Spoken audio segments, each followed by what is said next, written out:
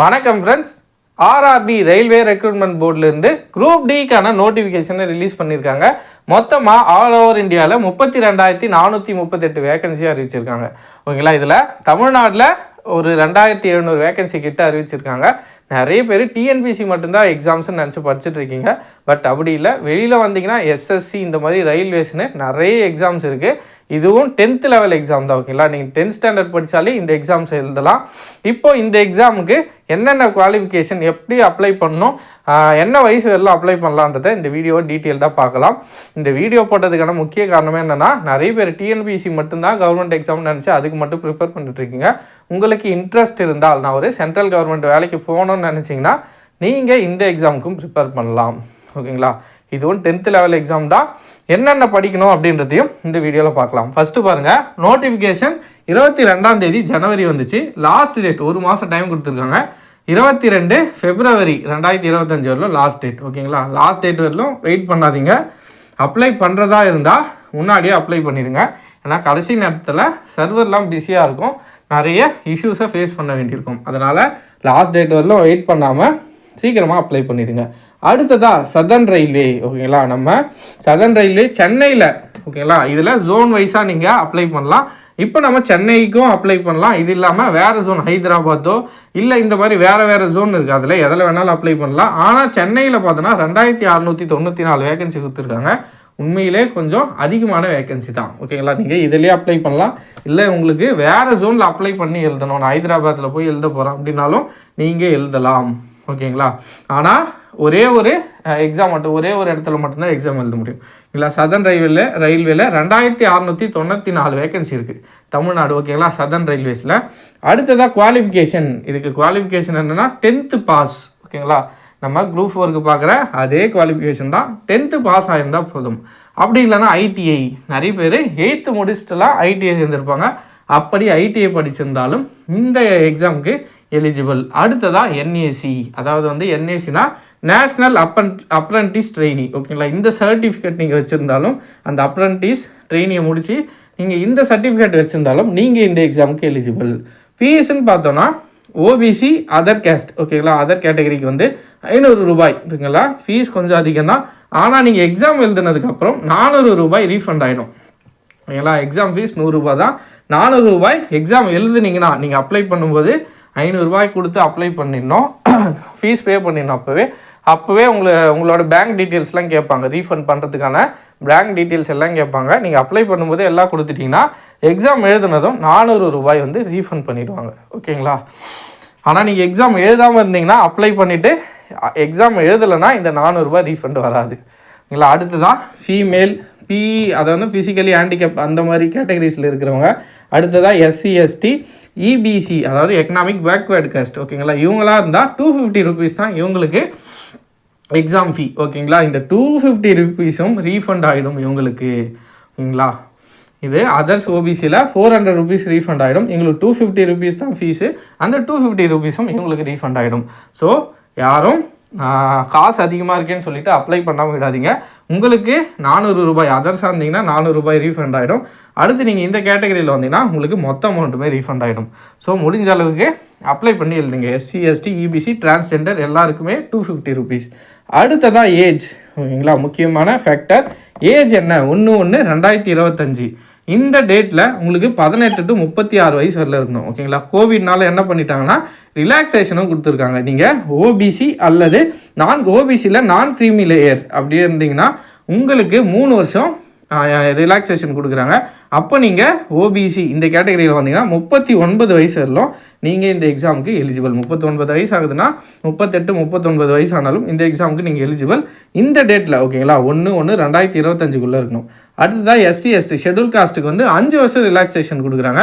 அப்போ 36 + 5 மொத்தமாக 41 வயசு வரலும் இந்த கேட்டகரியில் வரவங்க எக்ஸாம்ஸ் எழுதலாம். ஓகேங்களா, இதுதான் ஒன்று லாஸ்ட் டேட்டு. சதர்ன் ரயில்வேல நிறைய வேகன்சி இருக்குது. ஓகேங்களா, எனக்கு தெரிஞ்சு எல்லாம் சதர்ன் ரயில்வேல அப்ளை பண்ணி எழுதுங்க. மேக்ஸிமம் காசு ரீஃபண்ட் ஆகிடும். இப்போது எப்படி படிக்கணும், என்னென்ன ஸ்டேஜாக எக்ஸாம்ஸ் இருக்குன்றத பார்க்கலாம். அடுத்ததாக என்னென்ன ஸ்டேஜஸ் ஆஃப் எக்ஸாம் இருக்குது. ஸ்டேஜஸ் ஆஃப் எக்ஸாம் மொத்தம் 4 ஸ்டேஜ் இருக்குது. பார்த்ததும் யாரும் பயப்படாதீங்க, ஒரே ஒரு எக்ஸாம் தான். அந்த எக்ஸாம் குரூப் 4 மாதிரி தான், HSL குரூப் 4 மாதிரி தான். ஒரே எக்ஸாம் நம்ம கிளியர் பண்ணிட்டோம்னா நமக்கு வேலை கிடச்சிரும். இந்த எக்ஸாமில் நம்ம நிறைய மார்க் ஸ்கோர் பண்ணிட்டோம்னா மார்க்கை பேஸ் பண்ணி தான் கட் ஆஃப் முடிவாகும். ஸோ இந்த சிபிடி அதாவது கம்ப்யூட்டர் பேஸ்டு டெஸ்ட், கம்ப்யூட்டரில் தான் நம்ம எக்ஸாம் எழுதுவோம். எக்ஸாம் வந்து தமிழ், நீங்கள் தமிழில் வேணும்னாலும் தமிழை சூஸ் பண்ணிக்கலாம், இல்லை இங்கிலீஷில் எழுதுறதுனாலும் இங்கிலீஷை சூஸ் பண்ணிக்கலாம். ஆனால் இதை நம்ம அப்ளை பண்ணும்போதே தமிழாக இங்கிலீஷான்னு மென்ஷன் பண்ணிடணும். நீங்கள் தமிழை சூஸ் பண்ணிவிட்டு போனீங்கன்னா அங்கே நீங்கள் இங்கிலீஷ்க்கும் ட்ரான்ஸ்லேட் பண்ணி பார்க்குறதுக்கு ஆப்ஷன் இருக்கும், தமிழ் இங்கிலீஷ்னு மாற்றி பார்த்துக்கலாம் எக்ஸாம் நடக்கிறப்போ. ஆனால் நீங்கள் இங்கிலீஷ் சூஸ் பண்ணிட்டீங்கன்னா அங்கே போய் தமிழுக்கெல்லாம் மாற்ற முடியாது. ஓகேங்களா?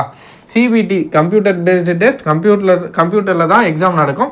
மொத்த தேர்வு நேரம் 90 நிமிஷம், அதாவது 1.5 மணி நேரம். 90 நிமிஷம் 100 கேள்விகள். எக்ஸாம் பேட்டர்ன் இது தான், 90 நிமிஷம் 100 கேள்விகள். சயின்ஸில் 25 கேள்விகள். சயின்ஸில் மொத்தமாக 25 கொஸ்டின்ஸ் கேட்பாங்க. அடுத்ததாக மேக்ஸில் ஒரு 25 கேள்விகள். அடுத்ததாக ஜென்ரல் இன்டெலிஜென்ஸ் அண்ட் ரீசனிங், இதில் ஒரு 30 கேள்விகள். ஜென்ரல் அவேர்னஸ் அண்ட் கரண்ட் அஃபேர்ஸில் ஒரு 20 கேள்விகள். மொத்தமாக 100 கேள்விகள் இருக்க போது 90 நிமிடங்கள். நெகட்டிவ் மார்க்கும் இருக்குது இதில் 1/3. ஓகேங்களா? நீங்கள் 3 தப்பான ஆன்சர், ஓகேங்களா, 3 கொஸ்டினுக்கு தப்பாக ஆன்சர் பண்ணிட்டீங்கன்னா, ஒரு கொஸ்டினுக்கு கரெக்டாக ஆன்சர் பண்ணியிருந்தீங்கன்னா அந்த மார்க்கு இதை கழிச்சுப்பாங்க. ஓகேங்களா? அதனால் தெரியலனா கொஸ்டினை அப்படியே விட்டுடணும். நெகட்டிவ் மார்க் இருக்குது இதில். ஓகேங்களா? டிஎன்பிசி மாதிரி நெகட்டிவ் மார்க் இல்லாமல் இல்லை, இதில் நெகட்டிவ் மார்க் இருக்குது. அதனால் தெரியாத கொஸ்டினில் கையை வைக்கக்கூடாது. ஓகேங்களா? அடுத்ததாக இந்த சயின்ஸ், ஓகேங்களா, நம்ம இதுக்கப்புறம் வருவோம். அடுத்த ஸ்டேஜுக்கு போவோம். பிஇடி ஒன்றும் இல்லை, ஃபிசிக்கல் எஃபிஷியன்சி டெஸ்ட். ஓகேங்களா? இது ஏதோ வித்தியாசமாக இருக்குன்னு நினைக்காதீங்க, இது ஃபிசிக்கல் எஃபிஷியன்சி டெஸ்ட். அடுத்ததாக இது டாக்குமெண்ட் வெரிஃபிகேஷன், இது ஒரு மெடிக்கல் டெஸ்ட். ஓகேங்களா? ஃபஸ்ட்டு லெவல் மேக்ஸிமம் நீங்கள் ஃபஸ்ட்டு லெவல் எக்ஸாம் கிளியர் பண்ணிட்டீங்கனாலே இந்த 3 லெவலும் ஈஸியாக கிளியர் பண்ணிடுவீங்க. ஃபிசிக்கல் எஃபிஷியன்சி டெஸ்ட் அப்படின்னா என்னென்னா, ஃபிசிக்கலாக நமக்கு ஒரு சில டாஸ்க் கொடுப்பாங்க, அந்த டாஸ்க்கை நம்ம கம்ப்ளீட் பண்ணணும்.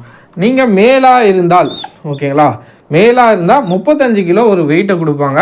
அதை நீங்கள் 100 மீட்டர் டிஸ்டன்ஸ்க்கு 2 நிமிஷத்தில் தூக்கிட்டு போகணும். ஓகேங்களா? அதுக்கு அடுத்ததாக ரெண்டாவது டாஸ்க் என்னென்னா, மொத்தமாக 2 டாஸ்க்கு. ஃபஸ்ட்டு டாஸ்க் என்ன, 35 கிலோ வெயிட்டை தூக்கிட்டு 100 மீட்டர் டிஸ்டன்ஸ்க்கு 2 நிமிஷத்தில் ஓடணும். ஓகேங்களா? அடுத்ததாக 1000 மீட்டர், ஓகேங்களா, 1 கிலோமீட்டர் டிஸ்டன்ஸை 4.15 4 minutes 15 secondsல இந்த 1000 மீட்டரை நீங்கள் கடக்கணும். ஓகேங்களா? ரொம்ப எளிமை தான், டைமும் நிறைய தான் இருக்குது, ரொம்ப கம்மியான டைம் இல்லை. இந்த ஃபஸ்ட்டு டாஸ்க்கும் கூட ஈஸி தான். ஓகேங்களா? நீங்கள் ஃபஸ்ட்டு எக்ஸாமை மட்டும் கிளியர் பண்ணிட்டீங்கன்னா போதும், ஆட்டோமேட்டிக்காக அதெல்லாம் கிளியர் பண்ணிடுவீங்க. சப்போஸ் நீங்கள் ஃபீமேலாக இருந்தால் ஆண்களுக்கு 35 கிலோ வெயிட் சொல்லியிருந்தாங்களா, இங்கே 20 கிலோ வெயிட், ஓகேங்களா, 20 kg வெயிட்டை 100 மீட்டர் டிஸ்டன்ஸ்க்கு 2 நிமிஷத்தில் தூக்கிட்டு போகணும். ஓகேங்களா? அந்த டிஸ்டன்ஸை நம்ம கடக்கிற மாதிரி இருக்கும். அடுத்ததாக 1000 மீட்டர், அதே 1 கிலோமீட்டர், ஆனால் டைம் வந்து 5 நிமிஷம் 40 செகண்ட். ஓகேங்களா? 5 minutes 40 secondsல அந்த 1 கிலோமீட்டர் டிஸ்டன்ஸை நம்ம கடக்கணும். ஓகேங்களா? அடுத்ததாக டாக்குமெண்ட் வெரிஃபிகேஷன். இந்த டாக்குமெண்ட் வெரிஃபிகேஷனை எடுத்து தான் நம்ம அப்ளை பண்ணுற போது ஓபிசி சர்டிஃபிகேட்டோ அல்லது நம்மளோட ஸ்கூல் காலேஜ் சர்டிஃபிகேட்டோ என்ன கொடுத்துருக்கோமோ அதை இங்கே ப்ரொடியூஸ் பண்ணணும். ஓகேங்களா? அதை கரெக்டாக செக் பண்ணுவாங்க. அதுக்கு அடுத்ததான் மெடிக்கல் டெஸ்ட்.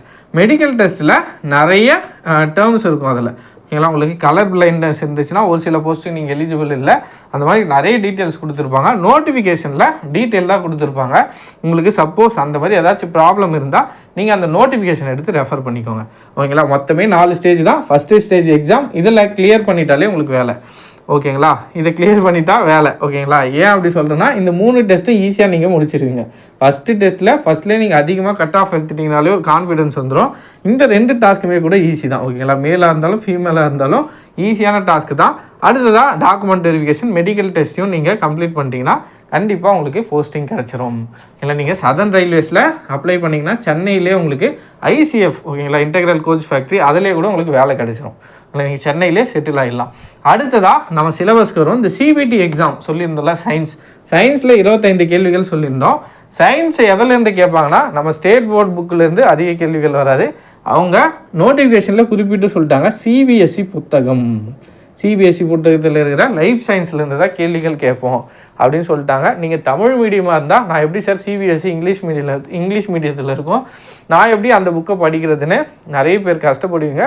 பட் அதுக்கும் ஒரு ஆப்ஷன் இருக்குது. கர்நாடகா கவர்மெண்ட், ஓகேங்களா, கர்நாடகாவில் நிறைய தமிழர்கள் இருக்காங்க. அதனால் அங்கே என்ன பண்ணியிருக்காங்கன்னா, என்சிஆர்டி புக்கை, எல்லா புக்கும் சிபிஎஸ்சியில் படிக்கிற என்சிஆர்டி புக்கை தமிழில் அவங்க டிரான்ஸ்லேட் பண்ணி வச்சுருக்காங்க. உங்களுக்கு அப்படி இந்த எக்ஸாமுக்கு நீங்கள் படிக்கணும்னு ஆசைப்பட்டீங்கன்னா அந்த புக்கை டவுன்லோட் பண்ணி சிறு சிறு பிழைகள் இருக்கிறதா சொல்கிறாங்க. பட் எவ்வளவோ மேல் தமிழ்லேயும் ஒரு சோர்ஸ் நமக்கு கிடைக்குது. ஓகேங்களா. அடுத்ததான் மேக்ஸ் எடுத்தோன்னா நம்ம இப்போ டிஎன்பிசிக்கும் மேக்ஸ் படிக்கிறோம். அதில் வர எல்லா டாப்பிக்குமே இதில் இருக்கும். ஓகேங்களா. எக்ஸ்ட்ரா ஒரு சில டாபிக்ஸ் இதில் இருக்கும். இன்னும் நீங்கள் நல்லா புரிஞ்சுக்கணும், இதில் நீங்கள் மேக்ஸுக்கும் ரீசனிங்கும் இந்த ரயில்வேஸ்க்கு நீங்கள் ப்ரிப்பேர் பண்ணிட்டீங்கன்னா டிஎன்பிசியில் கேட்குற 25 கேள்விக்கும் உங்களால் கரெக்டாக ஆன்சர் பண்ண முடியும். ஏன்னா இதில் நிறைய மாடல்ஸ் நிறைய மெத்தட்ஸில் சால்வ் பண்ண வேண்டியதாக இருக்கும். இதை நீங்கள் சால்வ் பண்ணி ப்ராக்டிஸ் பண்ணிட்டீங்கன்னா உங்களுக்கு டிஎன்பிசியில் கேட்குற 25 கேள்விகளுக்குமே உங்களால் கரெக்டாக ஆன்சர் பண்ண முடியும். ஓகேங்களா. நம்ம சிலபஸ் எடுத்துக்கிட்டோன்னா சயின்ஸு, மேக்ஸு, ரீசனிங், ஜென்ரல் அவேர்னஸ்னால் ஒன்றும் இல்லை, நம்ம படிக்கிற ஜென்ரல் ஸ்டடீஸ். ஓகேங்களா. ஸ்டாட்டிக்கான ஜிகேஸ்லாம் கேட்பாங்க. அடுத்ததாக கரண்ட் அஃபேர்ஸ் நம்ம படிக்கிற கரண்ட் அஃபேர்ஸும் வரும். அது இல்லாமல் இவங்களுக்குன்னே ஒரு சில பேட்டர்ன்ஸ் வச்சுட்ருக்காங்க. சென்ட்ரல் கவர்மெண்ட் எக்ஸாம்னாலே ஸ்போர்ட்ஸ் ரிலேட்டடாக நிறைய கேள்விகள் வரும், புக்ஸ் அண்ட் ஆத்தர் ரிலேட்டடாக நிறைய கொஷின் வரும். ஓகேங்களா. இந்த மாதிரி கம்ப்யூட்டரோட ஷார்ட்கட்ஸை பற்றிலாம் கொஷின் கேட்பாங்க. ஓகேங்களா. இப்போ விண்டோஸையும் பியும் ப்ரெஸ் பண்ணால் ஒரே டைமில் ப்ரெஸ் பண்ணால் என்ன வரும், கண்ட்ரோல் Z ப்ரெஸ் பண்ணால் என்ன ஷார்ட்கட்டுன்ற மாதிரிலாம் கேள்விகள் வரும். பட் நீங்கள் இந்த எக்ஸாமுக்கு படிக்கணும்னு ப்ரிப்பேர் பண்ணணுன்னு உட்காந்து படிச்சிங்கன்னா தாராளமாக இந்த எக்ஸாமை கிளியர் பண்ணலாம். இல்லை சார் நான் டிஎன்பிசிக்கு தான் முழு மூச்சோடு படிச்சுட்ருக்கேன், எனக்கு டிஎன்பிசியில் வேலை வாங்குறது தான் குறிக்கோள்னு நினச்சாலும் நீங்கள் எனக்கு டைம் இருக்குது சார், ஆனால் டிஎன்பிசிக்கு தான் போகணும், ஆனால் எனக்கு டைம் இருக்குது அப்படின்னு உங்களுக்கு தோணுச்சுன்னா ஒரு 2 மணி நேரம் டெய்லி நீங்கள் ஸ்பெண்ட் பண்ண தயாராக இருந்தீங்கன்னா இந்த எக்ஸாமில் மேக்ஸுக்கும் ரீசனிங்க்கும் ஸ்பெண்ட் பண்ணுங்கள். இன்னும் கூட டைம் இருந்தால் சயின்ஸுக்கும் ஸ்பெண்ட் பண்ணுங்கள். ஓகேங்களா. நமக்கு நிறைய வாய்ப்புகள் கொட்டி கிடக்கு. நம்ம தான் டிஎன்பிசி ஒரே ஒரு ரோடு மட்டும்தான் இருக்கிறதா நினச்சி நம்ம டிஎன்பிசி பக்கம் மட்டும்தான் போயிட்டு இருக்கோம். ஆனால் நிறைய வாய்ப்புகள் இருக்குது. இதுவும் சேலரி பேக்கேஜ்லாம் குரூப் 4 அளவுக்கு இருக்கும். சென்ட்ரல் கவர்மெண்ட் எக்ஸாம் அலோவன்ஸ்லாம் நிறைய கிடைக்கும். ஓகேங்களா. சேலரி மட்டும் இல்லாமல் அலவன்ஸும் நிறைய கிடைக்கும். ப்ரொமோஷனும் உங்களுக்கு நல்ல ஒரு பேக்கேஜில் சேலரியும் நல்ல பேக்கேஜில் கிடைக்கும், அலோவன்ஸும் நிறைய கிடைக்கும். அதனால் இந்த எக்ஸாமுக்கு ப்ரிப்பேர் பண்ணுறதா இருந்தால் ப்ரிப்பேர் பண்ணுங்கள். ஃபுல் டைமாக ப்ரிப்பேர் பண்ணுறதா இருந்தாலும் ப்ரிப்பேர் பண்ணி எழுதலாம். ஏன்னா இந்த எக்ஸாமுக்கு காம்படிஷன் கொஞ்சம் கம்மி தான். நம்ம டிஎன்பிசியை கம்பேர் பண்ணோன்னா ஒரு 10,000-8,000 போஸ்ட்டுக்கு ஒரு 30 லட்சம் பேர்கிட்ட அப்ளை பண்ணி எழுதுகிறோம். ஆனால் இதுக்கு அப்ளை பண்ணுற முக்கால்வாசி பேர் 100 பேர் அப்ளை பண்ணுறாங்கன்னா 75 பேர் இந்த எக்ஸாமுக்கு படிக்க மாட்டாங்க.